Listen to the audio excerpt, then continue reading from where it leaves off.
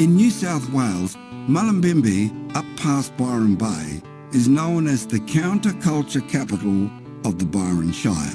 And today Bianca is going to be heading there to meet a woodwork teacher. I'm keen to see Bianca get into it. Maybe she'll even find her a new career while she's up there. I'm off to Mullumbimby, a charming, bustling hub in the lush hinterland of northern New South Wales. Known for its vibrant art scene, alternative lifestyle, and stunning natural surroundings, this little town boasts a big spirit. Take a walk down the main street and you'll be greeted by quirky shops, organic cafes, and colourful street art, all reflective of the creativity of the town's residents. Today, I'm stopping into the workshop to visit one such local, to talk creativity, journey, and learning. Pat Gregory is a passionate woodworker. After noticing the inequity of technical education as a female joinery student, Pat decided the solution was to teach. And she's been doing so right here in Mullumbimby, leading all women wood workshops. I'm excited to get behind some tools and maybe learn a thing or two myself. Hey. Hey, Bianca. How are you? Thanks for having me today. Very welcome. I've come prepared. I'm looking just like you. We've got literally the same version. It's perfect. We love This it. is the woodwork outfit. I came to work. Let's do it. You got it right. Yeah, thank you. My name is Pat Gregory and I'm a woodwork teacher in Mullumbimby. I love wood. I love wood so much because it's organic. I can build with it. I can polish it. I can sniff it. It makes me feel really good. The Western red cedar, for instance, you know the one you get in saunas, that lovely smell, that's Western red cedar. So just using the wood sometimes when they're fragrant, it really brings me home, brings me to the present. I always think about where they came from and the magnificent trees that they came from in the first place. So it's got a really big story. Even though we see a little piece of wood, it's got such a magical story. Have a look at that. Thank That's Indonesian wood. Yep. And we use it for architraves and skirting boards. And it's really pretty. It's a hardwood and it's strong, even though it's quite light. Yeah, this is very light. Yeah. Before we get building, I want to show you something else. Okay, let's do it. It's true that woodwork is a male-dominated field, traditionally, and it has been forever. People are really surprised that women have been doing woodwork for a really long time, way back in the 1800s with their long dresses and up on roofs, but we don't hear about it so much. In the 60s, women were on the front of magazines, usually with a paintbrush and their little bandana and their overalls. But nonetheless, it was quite normal, if you like, for a woman to do woodwork and DIY. So these are the joints. These are the joints. There are just a few here. There's many, many joints, but here's an example of a few. And this is my favourite joint. Okay. What do you think that one's called? I feel like it's giving a jigsaw puzzle, but I don't know what the technical term could be. It's really, really strong, and you'll find it in drawers. Yes. It's called a dovetail. A dovetail. Because it's got like a little dove's tail. Oh, of course it does. Yeah. But the one that excites me the most is this one here. So if you pull that one apart, this is called a half lap. That's it. Oh, yeah. That's it. There Good. we go. Got them. And you see that one piece is exactly the same as the other. Yeah. So that will give you a flat surface. So I'd say to a woman maybe thinking about doing woodwork, have a go.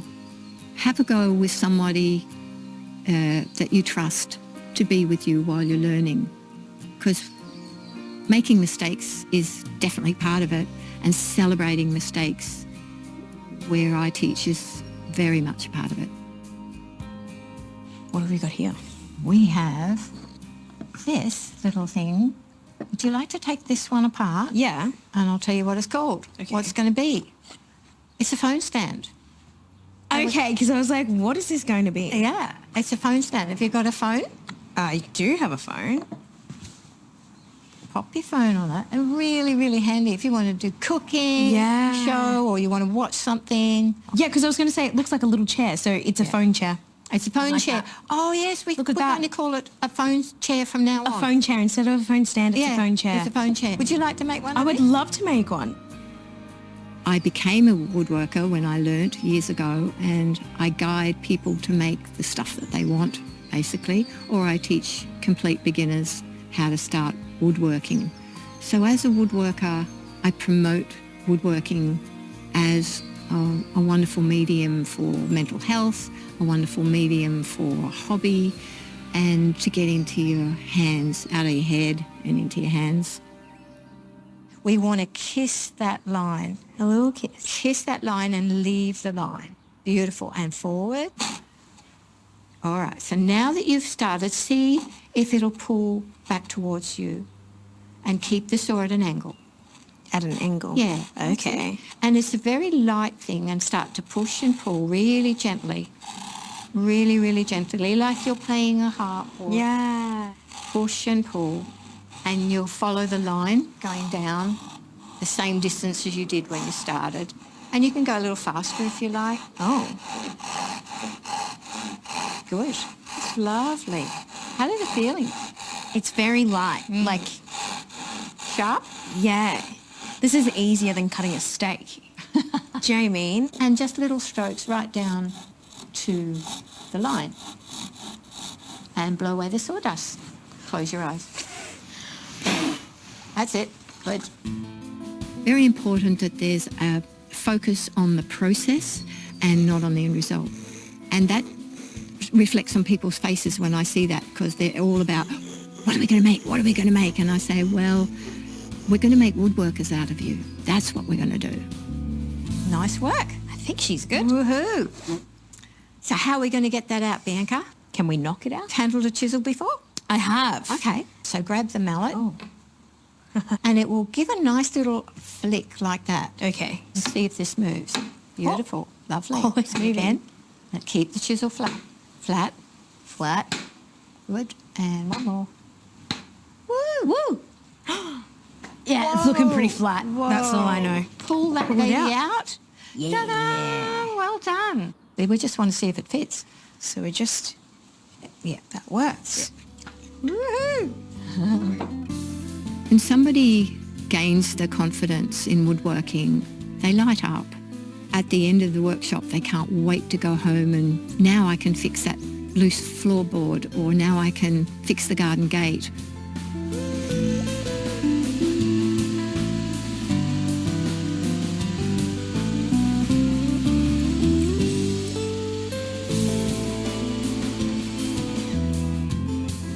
How did that feel? Great. Good work. Let's Well cut more done. things. Women can feel like, oh yes, I can do this. And many times they'll say, oh, is that all? It looks so much more than it is. Do you think it fits now? I hope it does. I'm a little bit nervous because I think I've made her a little bit crooked, but that's see. okay. Let's see. You've done some good sawing. We go in. Give her a little nudge. Oh, oh. Whoa. Ah, yes. Yay. Nice one. My phone Beautiful. chair. Your phone chair.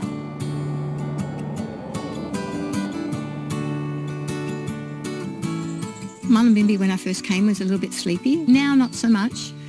It's full of young people, older people, and a real sense of community. Just that solid, safe, vibrant. And it's really creative. Like, the people who are around are so creative. I love that. So what brought you to Mullum?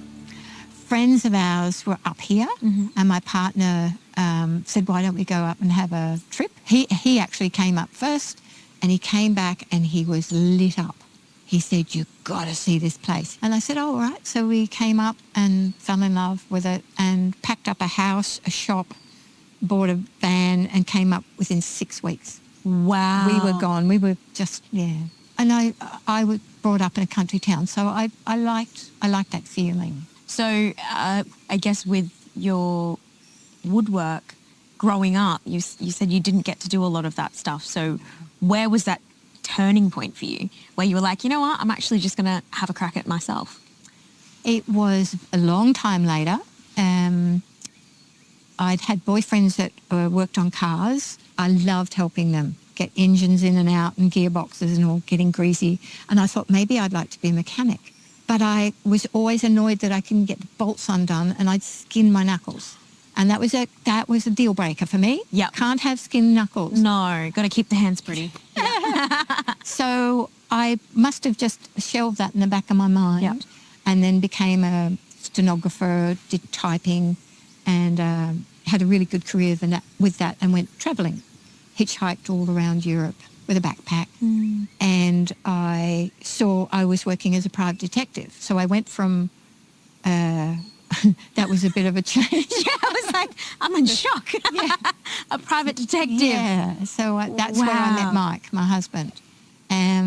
So I was doing the typing work and it was just a bit boring. I wanted something a bit exciting. So I saw this ad that said traineeship for private detectives and I went along and there were a few other girls on the job. I was 30 and it was really fun and exciting for a while. And I saw an ad in the paper that said woodwork classes for women and evening classes. And I thought, that's what I want to do. I want to get back to my hands. So I went along expecting the big, wide, beautiful workshop. And there's this tiny lounge room up some stairs and some few women and some little work benches dotted around. And they were using hand tools like you did today. Yeah. I can't even remember what I made. I was just so excited. And it was so quiet and calm. And it was in a lounge room. And I thought, oh, you can do woodwork anywhere. So I went home and I said to my flatmates, I know what I want to do. I want to become a carpenter joiner. And they all fell about laughing. And I said, what's wrong with that? And they said, well, you're a girl. And there it was again. And I thought, oh, hang on a minute. This is 1984. We can do better than this. Anyway, I was on a government funded course and I did everything from roofing, staircasing. So we learned everything. I can build a house and I can furnish it. The training was phenomenal. Wow. And it was intensive. So if you're able to build a whole house and furnish it, what's your favourite thing to make? Everyone asks me this. Okay. And I can tell you the answer is really disappointing. Oh, no. I love teaching. Okay. I love teaching. Yeah. So, yeah, I can make stuff. And, a couple of years ago, we helped someone build a tiny house and I was up on scaffolding again and with a nail gun and I thought, oh, I do love this. Flashbacks. Yeah. Yep. I do love this. So tell me about the sort of women that might come in and do some workshops with you. It's people who haven't done anything with their hands. They've been behind a computer, they will come. The person that's chopped firewood with their dad will come. The person that sews will come. It's right, the lawyers will come, the doctors, the orthopaedic surgeons, the new mums will come, the grandmas will come. It's right across the board and it's so exciting. And it's also destigmatizing the space in general. Like, women can get their hands dirty. Yeah. It's okay. Yeah. Well, I'm not slowing down. no, you're not. And you've definitely inspired a lot of people. And I've loved learning about all the workshops and everything that you've done and even experiencing it myself. It makes me feel a lot more confident too. So I've really enjoyed our chat. Thank you so much. Oh, you were a pleasure, an absolute delight to teach. Thank you. Oh, thank you. A+ for me, the only ones I get. Oh, yeah, right. Okay. Find a bit of wood and connect with it. Play with it. Think about how it affects you and just sit with it for a while and see where it will lead you. It might lead you, oh, I want to build a chook house or a billy cart, or oh, I want to polish wood, or I want to restore furniture. It'll tell you. Just sit with it.